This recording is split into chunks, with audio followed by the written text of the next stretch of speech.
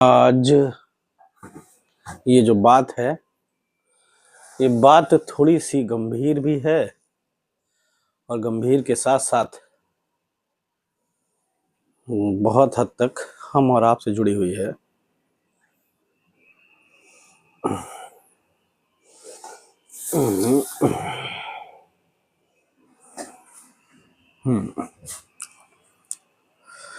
बात शिक्षा और खर्च की है। शिक्षा और खर्च।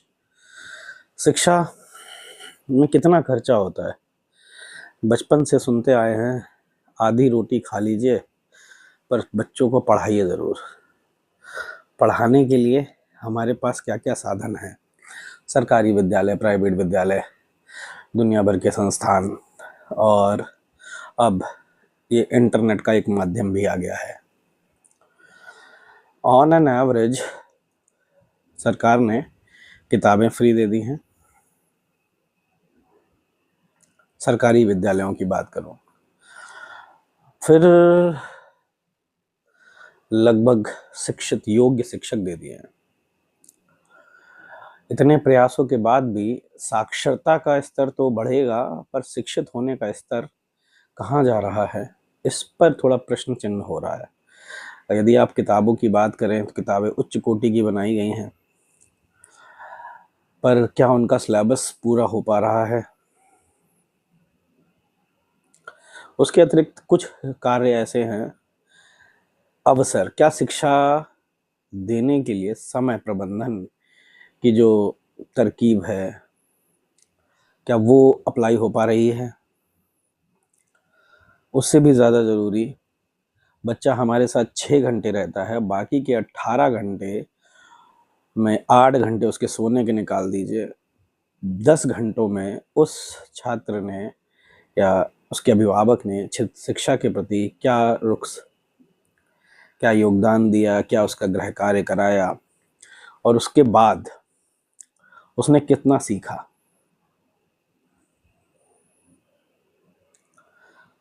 अभी एक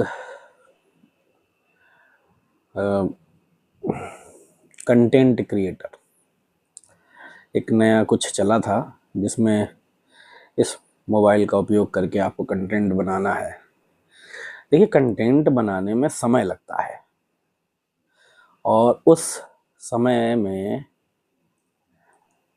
बच्चे को सीखना पड़ता है।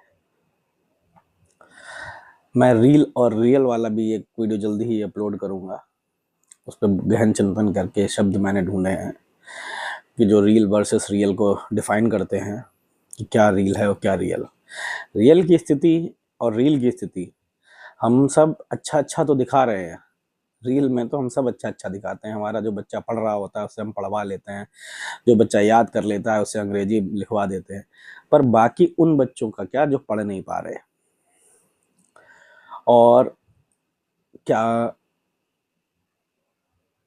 शिक्षा पर अभिभावक उतना खर्च करने में सक्षम है? शिक्षा का खर्च समझिए जरा।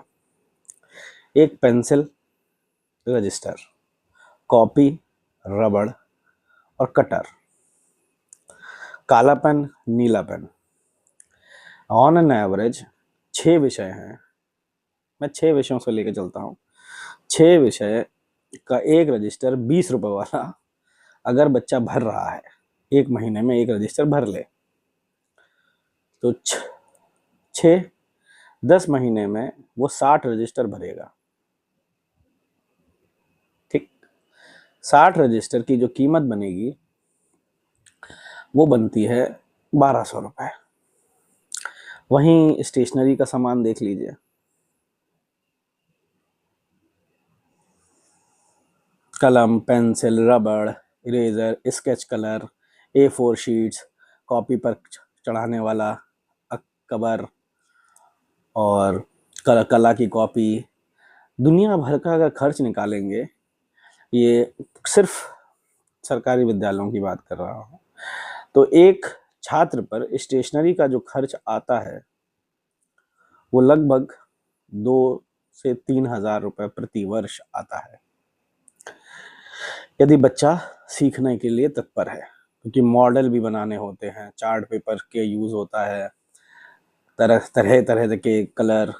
आपने मैं जब पहली बार क्ले लेके गया तो बच्चों ने बड़े मन से देखा, पटरी, स्केल, चांदा, प्रकार और भी बहुत सारा सामान। तो ये जो 3,000 रुपये प्रति वर्ष का खर्चा है, ये अभिभावक कहाँ से ला रहा है? तो मेरा सीधा सा मानना है और ये विचार भी है कि शैक्षिक सामग्री पर थोड़ी सी रियायत देनी चाहिए। एक तो अधिक से अधिक फुटकर मात्रा, जो थोक विक्रेता हमें 20 रुपए का रजिस्टर है जो 17 रुपए में होने पड़ता है, वो 17 रुपए की जगह 17 रुपए में ही मिले। शैक्षिक सामग्री पर कमीशन जितना कम हो जाए उतना ही अच्छा है। उससे ज़्यादा से ज़्यादा बच्चों, क्योंकि देखिए किताबें तो हैं सहारा, पर उनको उतारना, मस्तिष्क सब तक लाने के लिए, अपने लेख लिखने के लिए। और मैं लेकिन एक प्रश्न भी आया मेरे मन में।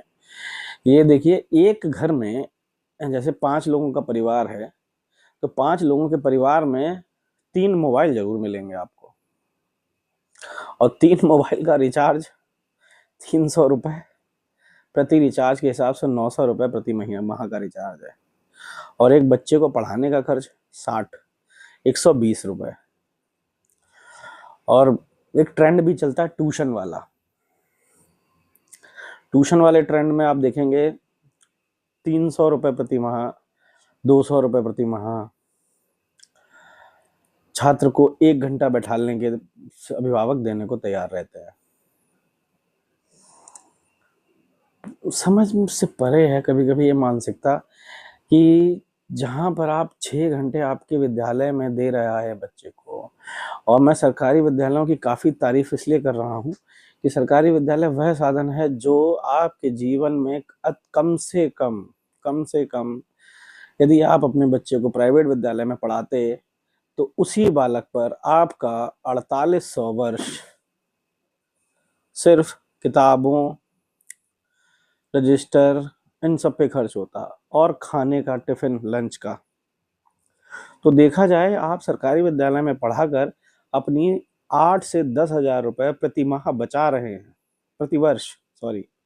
प्रति माह बचा रहे हैं।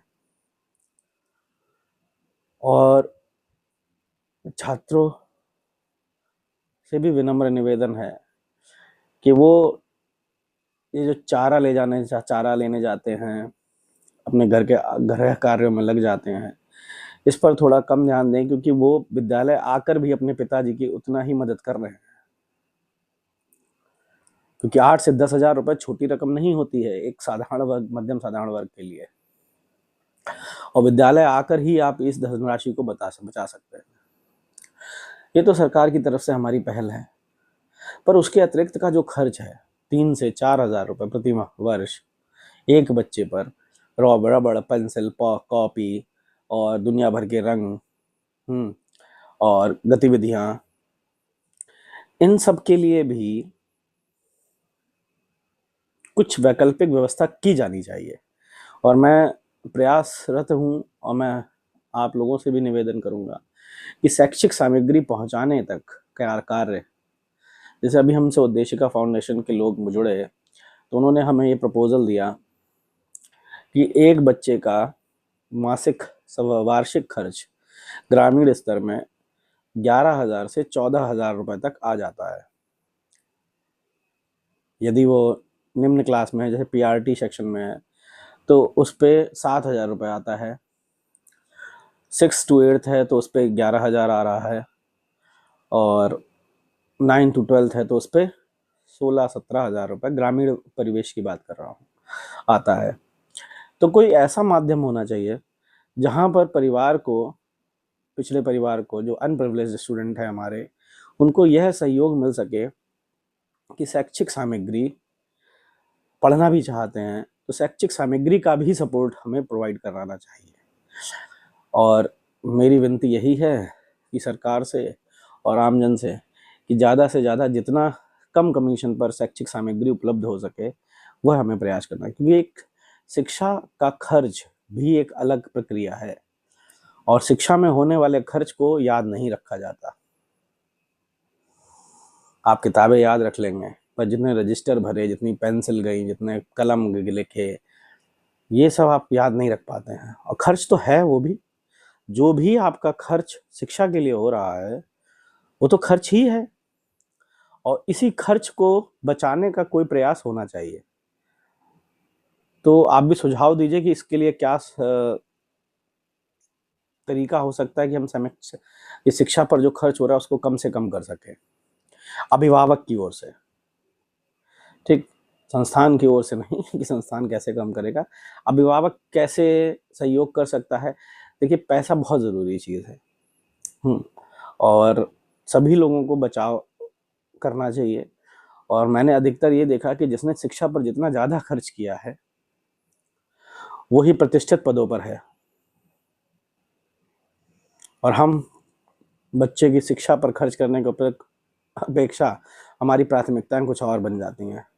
मोटरसाइकिल लेना, गाड़ी लेना, खेत लेना, प्लॉट लेना, टेबल तक नहीं ले पाते हम बच्चे को पढ़ने के लिए। तो एक विनती है, और इस विनती के साथ मैं ये चाहता हूँ कि आप लोग भी इस संघर्ष से जुड़ें और शैक्षिक सामग्री उपलब्ध कराने के लिए प्रयास करें, कम से कम दरों पर। जय हिंद, जय भारत।